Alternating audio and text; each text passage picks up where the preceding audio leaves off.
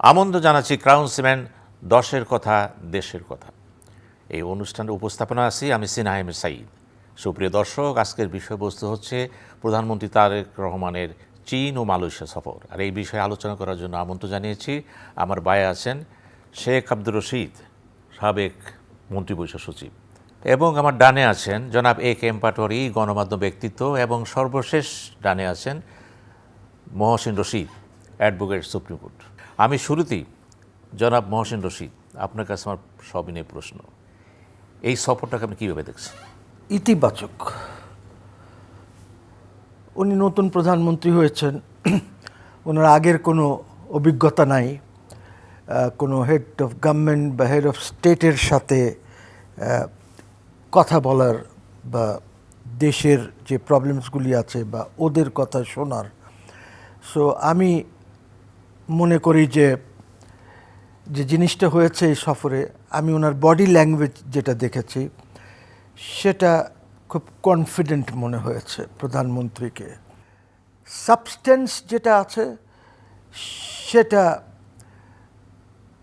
Achievement in substance দেখা যাচ্ছে না কিছু। আমাদের যে মূল সমস্যা মালয়েশিয়ার সাথে আছে সেটা হলো ম্যান পাওয়ার। আমরা বলি যে 10 থেকে 11 লক্ষ লোক সেখানে আছে অফিশিয়ালি, ওরা বলে যে আমাদের এখানে 25 থেকে 30 লক্ষ লোক আছে। এবং ইভেন মালয়েশিয়ান ইমিগ্রেশনে when you land at the airport তখনও কিন্তু খুব ভালোভাবে তারা যাচাই টাচাই করে যে কে ঢুকছে দেশে। সো সেখানে আমি দেখেছি একটি জয়েন্ট স্টেটমেন্ট রিলিজ হয়েছে বাই বোথ দি গভর্নমেন্টস। এটা বোধহয় 32 না 33 প্যারাগ্রাফসের ইয়ে আছে, আর 16 প্যারাগ্রাফে আমাদের এই ম্যান পাওয়ার লেবার নিয়ে কথা আছে। This nothing definite in it. আমি পুরাটাই পড়েছি, কিছু ডেফিনেট নাই। প্যারাগ্রাফ 16-এও যে লেবারটা নিয়ে যেটা আছে সেখানেও কোনো এরকম বলা নাই দ্যাট আমরা তোমার দেশ থেকে নেব কি নেব না, বা যে লেবার প্রবলেমসগুলি আছে সেগুলি তারা রিজলভ করবে। চায়নার সাথে যেটা হয়েছে সেখানে আমি দেখলাম যে উনি গেলেন। অ্যাকচুয়ালি চায়নাতে দুইটা পার্টে ভিজিট ছিল। একটা ছিল এনজিও ভিজিট, ওয়ার্ল্ড ইকোনমিক ফোরামের ভিজিট ছিল ডালিয়ানে, আর একটি ছিল ওনার অফিশিয়াল ভিজিট যেটা চাইনিজ প্রাইম মিনিস্টারের ইনভিটেশনে উনি বিজিংয়ে গিয়েছেন। সেখানে great hall of the পিপলে owner meeting হয়েছে, প্রাইম মিনিস্টারের সাথে মিটিং হয়েছে, ডিসকাশনস হয়েছে। That was the official start of his official visit to China. President জির সাথেও ওনার great hall of the পিপলে meeting হয়েছে, গার্ড অফ অনার দেওয়া হয়েছে ওনাকে। তো সেখানে আমার জানা মতন 13টা MOU, একটা প্রোটোকল, 2টা না 3টা অ্যাগ্রিমেন্ট সই হওয়ার কথা ছিল। MOUsগুলি অ্যাকর্ডিং টু মি আর meaningless, absolutely meaningless. It carries no meaning, you see. So ওইটা স্পষ্ট কথা আমার। বাকি অ্যাগ্রিমেন্ট আর প্রোটোকল যেটা হয়েছে, I have not seen those. শুনেছি নাকি একটি জয়েন্ট কমিউনিকে ইস্যু হয়েছে, আমার পড়ার সুযোগ হয় নাই জয়েন্ট কমিউনিকে, কাজে আমি বেশি কিছু ওইটার উপরে এই মুহূর্তে বলতে পারছি না। But overall I think for prime minister Tarek আমি মূল্যায়ন করব অ্যাজ এ সাকসেসফুল ভিজিট। কি পাওয়া গেল কি পাওয়া গেল না, কি হারালাম বা কি হারালাম না, ওর চেয়ে ইম্পর্ট্যান্ট হচ্ছে that Tarek has introduced himself to the Chinese leadership and to the Malaysian leadership, because দুইখানেই আমাদের ব্যালেন্স অফ পেমেন্টসের একটু সমস্যা আছে, আমাদের বিরুদ্ধে আছে ব্যালেন্স অফ পেমেন্টস। এইগুলি কিভাবে ঠিক হতে পারে আমি জানি না। আমি মন্তব্য করলাম না আমাদের এসে পানি নিয়ে যেটা ছিল বা ওদেরকে যে জায়গা দেওয়া হয়েছে। আমি আপনার কাছে ঠিক এই জায়গাতে আসবো আবার। ডক্টর শেখ আব্দুর রশিদ, আপনি বাংলাদেশের সাবেক মন্ত্রিপরিষদ সচিব ছিলেন, রাষ্ট্রকে দেখেছেন অত্যন্ত গভীরভাবে, প্রত্যেকটা কর্মকাণ্ড আপনার বিচার বিশ্লেষণে পড়ে। তো আপনার কাছে সাপোর্টার ইতিবাচক নেতিবাচক কী জিনিসগুলো ধরা পড়ছে? ধন্যবাদ। আমি যেটা ভাবছি যে ইতিবাচকই বেশি। এই সরকার প্রধান হিসেবে তিনি বড় দিয়ে শুরু করেছেন, এটা অবশ্যই একটা বড় সিগনিফিক্যান্ট বিষয়। দ্বিতীয় হলো যে মালয়েশিয়াতে এবং চায়নাতে আমাদের যে স্টেক আছে সেটাও অনেক বড়। মালয়েশিয়াতে আমাদের ম্যান পাওয়ারের একটা বিরাট অংশ, সক্রিয় ম্যান পাওয়ারের একটা বিরাট অংশ সেখানে কাজ করে। তারা সেখানে বেশ কিছু সমস্যার মধ্যেও থাকে এবং তারাও কিছু সমস্যা তৈরি করে বলে মালয়েশিয়া সরকার থেকে মাঝে মাঝেই উচ্চারণ করা হয়। তো এই বিষয়গুলিও ফোর ফ্রন্টে এসেছে, দুইজন নেতার মধ্যে যেমন আলোচনা হয়েছে ফোর ফ্রন্টে এসছে। সেই সুযোগটাও যেমন তৈরি হয়েছে, তেমনিভাবে গণচীনের সাথে আমাদের যে বাণিজ্যের যে একটা বিরাট ইমব্যালেন্স আছে সেটাও নিশ্চয়ই দেখার সুযোগ হয়েছে এবারে। চায়না একটা বড় শক্তি এখন। আমরা গত 2-2.5 মাসের মধ্যে দেখেছি যে পৃথিবীর অনেক বড় বড় শক্তিশালী রাষ্ট্রের প্রধানরা বা সরকার প্রধানরা চায়নাতে এসছেন, অনেক বড় বড়। সেখানে আমাদের সরকার প্রধানও সেখানে যেতে পেরেছেন এবং গিয়ে ভালো অডিয়েন্স পেয়েছেন, সেটাও একটা আমাদের সাফল্য মনে করি। যেসব বিষয়গুলি আমরা আরও ভালোভাবে নিতে পারতাম, যেমন চায়না আমাদের যথেষ্ট শুল্কমুক্ত বাণিজ্যের সুবিধা দেয়, কিন্তু এই সুবিধা আমরা এখন পর্যন্ত খুব ভালোভাবে নিতে পারিনি, বরং আমরা অনেক বেশি টাকার ইম্পোর্ট করি। সেই তুলনায় আমাদের রপ্তানি পরিমাণ একেবারে নেগলিজিবল। সেখানে থিওরিটিক্যালি স্পিকিং সেখানে কিন্তু আমাদের বাণিজ্যের সম্ভাবনা অনেক অনেক বড়। আমাদের রপ্তানির যে সবচেয়ে বড় খাত রেডিমেড গার্মেন্টস, সেটাও কিন্তু চায়না আমাদের জন্য একটা বড় মার্কেট হতে পারে। আমি যেটা বলবো যে আমাদের প্রত্যাশা সাথে এটা পিছনে আছি, কারণে আমরা প্রস্তুতি ঠিকভাবে নিয়ে গেছি, আমার তো মনে হয়নি। আপনাকে ধন্যবাদ। এই পর্যন্তই থাক প্রস্তুতি। জনাব এ কে এম পাটোয়ারী, এই যে দুজন বক্তা তাদের দেশ যে কথাগুলি বললেন, তা আপনার কি মনে হয় এই সফরের মধ্য দিয়ে বাংলাদেশের যুগান্তকারী কিছু সূচিত হয়েছে? এই সফরের দুইটা দিক আছে, একটা হলো নেগেটিভ, একটা পজিটিভ। পজিটিভ দিক যেটা বলবো আমি, যে সরকারের এখন তো বেশি সময় হয় না, মাত্র 4 মাস হয়েছে। 4 মাসের মধ্যে সরকারকে ডিসাইড করতে হয়েছে সরকার কোন দেশে আগে ভিজিট করবে।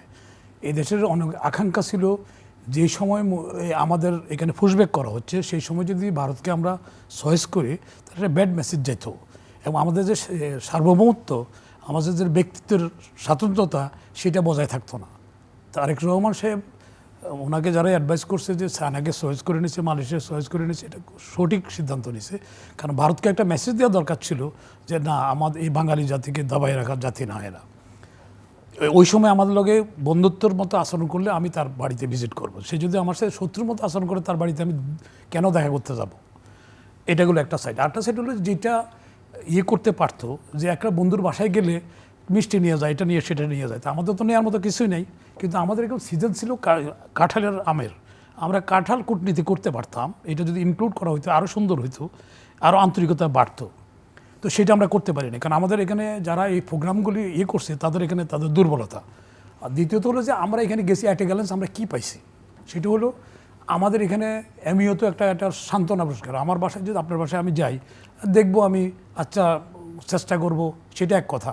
আসলে না ভাই, আপনি যেটা আসছে আমি এটা দিয়ে দিলাম, কিন্তু দিয়ে দিলাম এই কথা নাই। তারপরে আমাদের যে এই ফেসবুক যে নিউজগুলি করে, লোকেরা সব বোকা বানায়, যে বলতেছে আমাদের অনেক উচ্চতায় চলে গেছে। তা আমরা স্বাধীনতার পর থেকে উচ্চতার কথা শুনছি, তাতে এখন তো আকাশ ভেদ করার কত কথা। বাংলাদেশের সম্পর্ক যে উচ্চতায় যা শুনতেছি আমরা, স্বাধীনতার পর থেকে খালি বলছে যে গভর্নমেন্ট আছে, স্বৈরাচারী হোক গণতান্ত্রিক সরকার, যে আমাদের সম্পর্কে একটা উচ্চতা নিয়ে গেছে আমরা। তো এই উচ্চতার ছাদ ফুটো হয়ে যাওয়ার কথা একটা দিনে, কিছুই না, রেজাল্ট কিন্তু শূন্য। এইটা হলো আত্মরক্ষার জন্য যে এতগুলি লটবহর যে যা গেল, তাদের খরচের বিনিময়ে আমি কী করলাম। এটা একটা ব্যবসায়ী দিকও আছে, যে আমি পুঁজি খাটালাম মতো কত রিটার্ন আনলাম কি। তো এখানে আমাদের যেটা হচ্ছে যে আমাদের যে দুইটা জিনিস চায়নার সাথে এবং মালয়েশিয়ার সাথে যেটা ছিল, সেটা হলো আমাদের বাণিজ্যের ভারসাম্য। তো ভারসাম্য হলো মালয়েশিয়া তো পুরা তাদের রিকোয়ারমেন্ট অনুসারে সব কিছু তারা উৎপাদন করে না, তারা কোনো না কোনো দেশে আনে। তো সেখানে যদি আমাদের বাণিজ্য মন্ত্রণালয় যদি এটা বলতে পারতো, ভাই তুমি গ্লাসটা আমার থেকে, তোমার থেকে যন্ত্রপত্র আমি আনি, টেকনিক্যাল জিনিসগুলো আমি তো একটা উৎপাদন করি, তাহলে তুমি কিছু তো আমার ভারসাম্যটা হতে পারে। তুমি অন্য দেশের থেকে না আসি, আমার থেকে নয়, তোমার থেকে আমি বিলিয়ন বিলিয়ন ডলার আমদানি করতেছি, তাহলে তুমি রপ্তানি আমার থেকেও কিছু না, তাহলে ভারসাম্যটা রক্ষা হবে। সেটা হবে নেগোসিয়েশনের স্কিলের জন্য হবে, কারণ আমি কাকে পাঠাচ্ছি তার কি ওই নলেজটা আছে কিনা। আপনি বার্গেনের অ্যাপ্রোচের উপর অনেক কিছু নির্ভর করে। আমরা দেখেন যে আমরা অনেক লোকের রিক্সাওয়ালার 10 টাকা দিয়ে 1 টাকার জন্য দিই না, আমরা বেঁকে বসে যে ওর বেয়াদব তারা দেবো না। তো সেখানে অ্যাপ্রোচের জায়গাটা আমাদের এখনও অনেক দুর্বলতা আছে। আরেকটা জিনিস হলো যে ওখানে যে গেছে দেখেন আপনি, আমাদের সার্বভৌমত্বর জন্য একটা চুক্তি হইতে পারত, এখনও সেটা শুধু আলোচনার পর্যায়ে, কিন্তু এখানে কোনো ম্যাটেরিয়ালাইজ কিছু হয় না। আর যে মালয়েশিয়া যেটা যাওয়ার জন্য বলছে যে আমাদের লোকগুলির ছাড়ার জন্য, রাষ্ট্রপতি মালয়েশিয়াতে যাইয়া ওরা গেছে, ওরা বিনা দোষে কি কেউ জেলখানা নিচ্ছে। আমি মনে করেন তারেক রহমান সাহেব তো তার দেশে তো লোকের জেলখানা নিচ্ছে, তো ওখানে সুপারিশ করতেছে কেন? ওখানে সেটা করবে লেবার অ্যাটাচি আছে, মিলিটারি ফার্স্ট সেক্রেটারি আছে, এটা তো রাষ্ট্রপতির পর্যায়ে তো এই কথাটা বলবে না। আলু পটল চাওয়ার জন্য তো রাষ্ট্রপতি অ্যাপ্রোচ করা ঠিক না। আমি মনে করি একজন বাঙালি হিসেবে আমি আত্মমর্যাদা লাগে, কেন আমি সুইপার কথা, আমি প্রস্তুতি নিব, টেকনিক্যাল এডুকেশন আমার দিব, তখন আমি যেমন আমার একটা ভালো বাবুসি খুঁজি, একটা ড্রাইভার খুঁজি, তাহলে ভালো বাবুসি হলে তো আমি নিজে যত্ন করে টাকা দিয়ে খুঁজে নিয়ে আসি। তাহলে ওরা যদি আমি সে যদি জাতিকে এভাবে তৈরি করতে পারতাম টেকনিক্যাল এডুকেশনের দিকে, তাহলে ওরা ওদের প্রয়োজন মতো তারা নিবে। আর গার্মেন্টসের কথা যেটা আমাদের ক্যাবিনেট সেক্রেটারি বললেন সাবেক, গার্মেন্টস তো আমাদের প্রতিদ্বন্দ্বী এখানে কিন্তু চায়না 1 নম্বরে কিন্তু গার্মেন্টস রপ্তানিতে, আমরা হলাম 3য়। তো সেখানে ওইখানে আমরা কম্পিটিশন পারবো না, কারণ পারবো না এই জন্য, কারো ক্ষেতের জিনিস যেভাবে যে দরে বিক্রি করতে পারবে, আর কেউ কিনা যদি লাভ করে বিক্রি করে, তাহলে একসাথে কম্পিটিশনে পারবেন না। আরেকটা জিনিস হলো যে চায়নার সাথে আমরা কনক্রিট, যেটা আমার সার্বভৌমত্ব না থাকলে সবই তো চলে যাবে। তো সেখানে যে একটা যে আমাদের এখন জেডেন্সি ইয়ার সারফেস রক্ষার জন্য যে এটার জন্য একটা আলোচনা হয়েছে, এখনও চুক্তি আসে না, কারণ আমার তো নাই, টাকা তো দিত, ওরা যে দেবে এখানে টাকার বিনিময় ছাড়া তো তারা কী করে দেবে, হয়তো দীর্ঘমেয়াদে দিতে পারে, বাকিতে দিতে পারে, কিন্তু সেখানে আমাদের তো আয়ের রাস্তা বাড়াইতে হবে। তো আয়ের রাস্তা বাড়াইতে গেলে আমাদের রপ্তানির উপরে জোর দিতে হবে, তাহলে ওদের লোক আমাদের বাণিজ্য ভারসাম্যটা থাকবে। এখানে আসবো আমরা এখানে। জনাব মহসেন রশিদ, গুরুত্বপূর্ণ হলো যুক্তরাষ্ট্র অফিসিয়ালি তারা বলেছে, এবং তাদের অ্যাম্বাসাডার এখানে যিনি আছেন, যে আমার এখানে আসার অন্যতম কারণ হচ্ছে বাংলাদেশকে চায়নার উপরে কম নির্ভরশীলতা করা। এখন চায়না ভিজিট, প্রাপ্তি এবং আমেরিকান অ্যাপ্রোচ কীভাবে দেখবেন? দেখেন, আমেরিকার সাথে আমাদের একটি চুক্তি আছে। এই চুক্তিটি আমরা সবাই ক্রিটিসাইজ করছি, রেগুলারলি করছি, বিকজ ওর মধ্যে এইটাও সামহাউ 32 পেজেস অফ আছে। আমরা কেন এটার থেকে বের হই নাই, I have no idea. Article 6.2, 6.3 আছে, যেটার দ্বারা আমরা বের হতে পারি, চুক্তির মধ্যেই আছে। But this government seems to continue with the চুক্তি। China is a rising power, America is a declining power. You see, if not this year, by next year China will surpass, ইকোনমিতে 1 নম্বর হয়ে যাবে, আমেরিকাকে সারপাস করে যাবে। America is in serious difficulty. আমেরিকাকে কেউ trust করতে চায় না, ওয়েস্ট এশিয়াতে যে অবস্থা হয়েছে। সো আমি ব্যক্তিগতভাবে মনে করি যে চায়না আমাদের লাগবে, because China is our neighbour, not a very distant neighbour. 2 ঘন্টা flying time to Kunming or whatever. So আমাদের যদি এই রিজনে, আমরা তো এই রিজন থেকে সরে যেতে পারবো না, আমাদের কপাল এই রিজনের সাথেই আছে। We have a 4,600 approximately kilometres of border আমাদের। আশ্চর্যজনক হলেও যে Russia has only 4,200 kilometres of border with China. ঠিক আছে, আমাদের একদম সাথে বর্ডার নাই। সো চায়নার সাথে আমাদেরকে সম্পর্ক বাড়াতে হবে। অনেকেই চায়নাকে ক্রিটিসাইজ করে, specially the western propaganda machine যেটা আছে, তারা ক্রিটিসাইজ করে যে ওদের ইসে যাবা না, ওদের সাথে বেল্ট অ্যান্ড রোডে যাবা না, ওদের সাথে অমুকে যাবা না, সিপ্যাকে যাবা না, যে পাকিস্তানের CPEC, and so on and so forth. Example cite করে শ্রীলঙ্কার, যে ওইখানেও তারা ইয়ে করেছে, but the still working in Sri Lanka. শ্রীলঙ্কায় তো খুব সুন্দর তারা রিক্লেম করে, কলম্বো পোর্টের সাথে রিক্লেম করে, ল্যান্ড রিক্লেম করে সুন্দর দুবাইয়ের বাপ বানায় দিতেছে ওইখানে। So you see, question is we have to continue with China. চায়নার বাংলাদেশে অনেক স্টেক আছে, তারা আমাদের ইনফ্রাস্ট্রাকচার প্রজেক্টসগুলিতে ফাইন্যান্সিং করেছে, ফান্ডিং করেছে। অ্যান্ড বাংলাদেশের ইনফ্রাস্ট্রাকচার এখনও নেসেন্ট, অনেক বাড়াতে হবে ইনফ্রাস্ট্রাকচার। আপনার কোনো ইনফ্রাস্ট্রাকচারই নাই এইখানে। এফডিআই যদি করতে চান তার জন্য যে ইনফ্রাস্ট্রাকচার প্রয়োজন আপনার, সেটা নাই। অনেকেই ক্রিটিসাইজ করছে মাতার বাড়ি যে ওই যে পোর্ট, ওয়েল এই পোর্টটা আপনি যখন কাউকে দেবেন, বিদেশিকে যদি দেন অপারেট করতে, আপনি দেখবেন there will B lot of traffic in mother বাড়ি। অনেকেই বলছেন যে ওইটা একটা ওয়েস্টেজ প্রজেক্ট আমাদের। I am sorry, it's not a wastage, ওটা ডিপ সি পোর্ট আপনার। It is not a wastage. Agree with me or don't agree with me, but question is এই পোর্ট আপনাকে অনেক রেভিনিউ দেবে উইদিন আ ফিউ ইয়ার্স। এটা শেষ হোক, তারপরে আপনি দেখবেন। অনেকেই সিলটেশনের কথা বলে, হ্যান ত্যান কত, you know, once you want to criticise you can always criticise, but I think that's a good project যেটা করা হয়েছিল, এবং এইটা আমাদের জন্য ভালো। So I think China is a valuable partner. ইন্ডিয়ার সাথে আমাদের সমস্যা হচ্ছে একটা জিনিস কি, যে কোনো বড় পাওয়ার আপনার যদি নেবার হয়, ওর একটা হেজিমনিক টেন্ডেন্সি থাকবেই। তো ইন্ডিয়ারও একই কথা আছে। তারপরে আমরা ইন্ডিয়াকে থেকে বের হয়ে এসেছি, কাজে ওদের একটা জ্বালা পুরো আছে। বাট চায়নার জিনিসটা হচ্ছে, China is not a hegemonic country. China believes in cooperation. China বিশ্বাস করে যে সব হিউম্যান বিইংস, সব দেশ মিলে একসাথে আমরা এগোবো, যার জন্য অনেক কিছু তারা করেছে। আপনাকে ধন্যবাদ, আমি আসবো আপনার কাছে।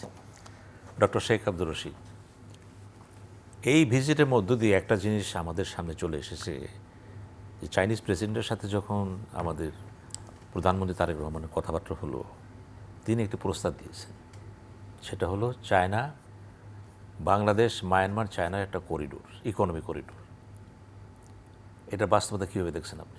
তার আগে আমি জনাব পাটোয়ারির একটা কথা আমি একটু সামান্য দ্বিমত পোষণ করতে চাইছি। সেটা হলো যে এই কূটনীতি কিন্তু কোনো মল্লযুদ্ধ না, অথবা মুষ্টিযুদ্ধ না, যে কয়েক মিনিটের একটা বাউটে একজন কুপকাত হলো আর একজন জিতে গেল, হাত উঁচু করে তাকে বলা হলো তুমি চ্যাম্পিয়ন, এইরকম নয়। কূটনীতি একটা continuous game of achieving hour interest, my interest, and the other party will also try to achieve his or her interest. কূটনীতি এইটা। তো আমরা আর বর্তমান যুগের কূটনীতি বাইলেটারাল যদিও আমরা বলছি, একেবারে সব কিছু কিন্তু দ্বিপাক্ষিক হয় না। এর মধ্যে অন্যান্য পক্ষের সংশ্লেষ থাকে, মাল্টিপ্লিসিটি থাকবে, মাল্টিপল ফ্যাক্টরসগুলি এখানে কাজ করবে। যেমন আমি দ্বিপাক্ষিক সফর বা দ্বিপাক্ষিক কূটনীতির বিষয়ের মধ্যেও মাল্টিপল অনেক কিছু থাকে, অন্যান্য অনেক কিছু লক্ষ্য রাখতে হয়। শুধু স্টেট অ্যাক্টর না, নন স্টেট অ্যাক্টরগুলিরও অনেক প্রভাব এখানে কাজ করে।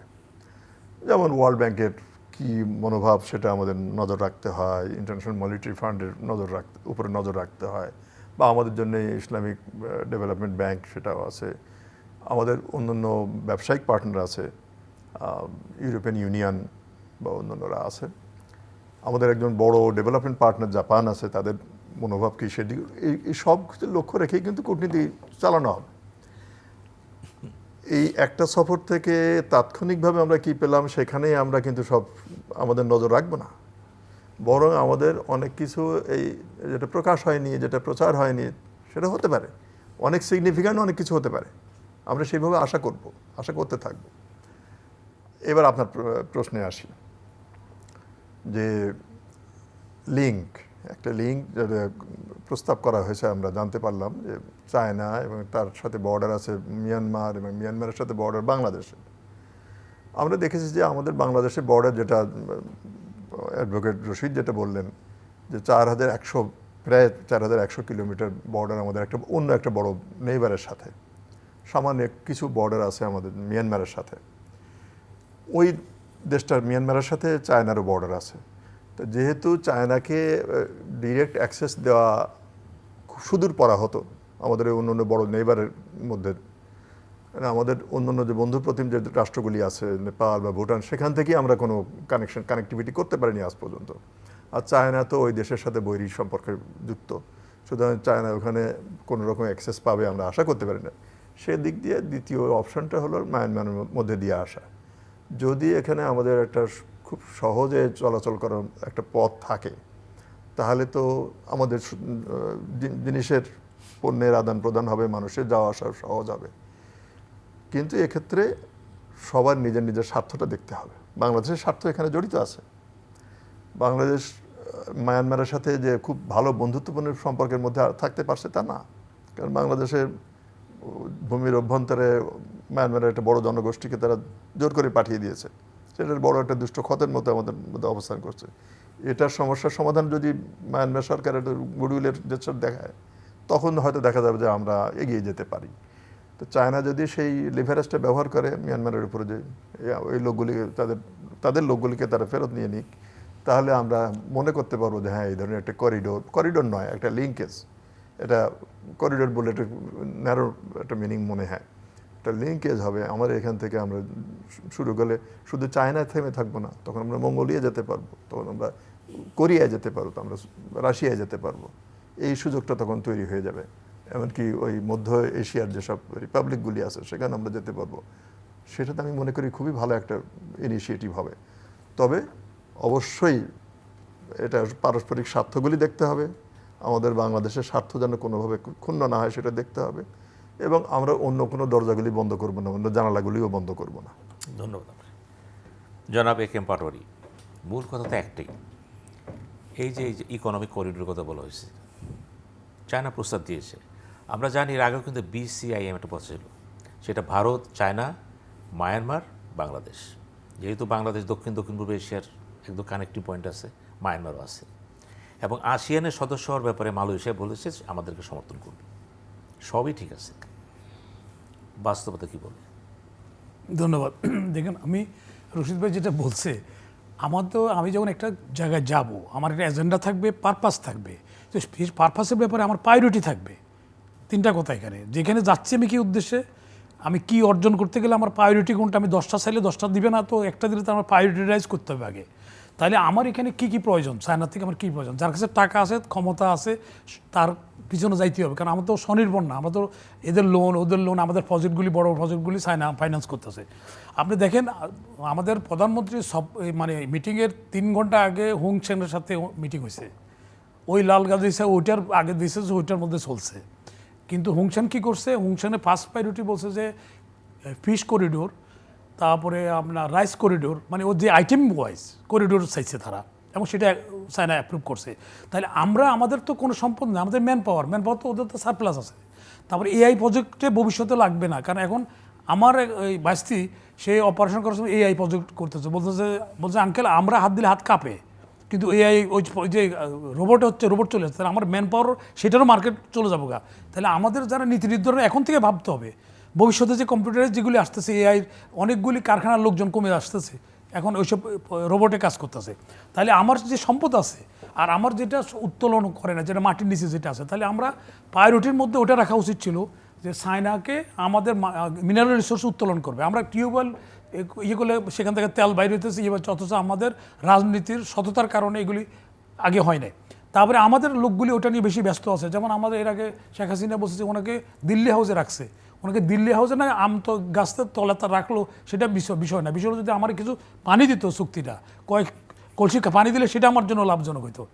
তারপরে দেখা যাচ্ছে নিউ ইয়র্কে একটা পার্কের মধ্যে উনি একটা ভ্যান্সি দিছে, সেটা হাইলাইট করছে আমাদের মিডিয়া হইতে শুরু করে সবাই, যে কী হয়েছে উনি একটা আপনারা দেখছেন নিউজে যে শেখ হাসিনা একটা ভ্যান্সি দিছে, একে কোনো আলোচনার বিষয়, যেটা একটা দোকানদার। আরেকটা দেখেন, আমাদের এখানে আমরা সাংস্কৃতিক চুক্তি করছি, সাংস্কৃতিক চুক্তির মধ্যে সিগনেচার করছে কি ওই দেশের গভর্নমেন্টের ডিজি টেলিভিশন, আর আমাদের এখানে মন্ত্রী।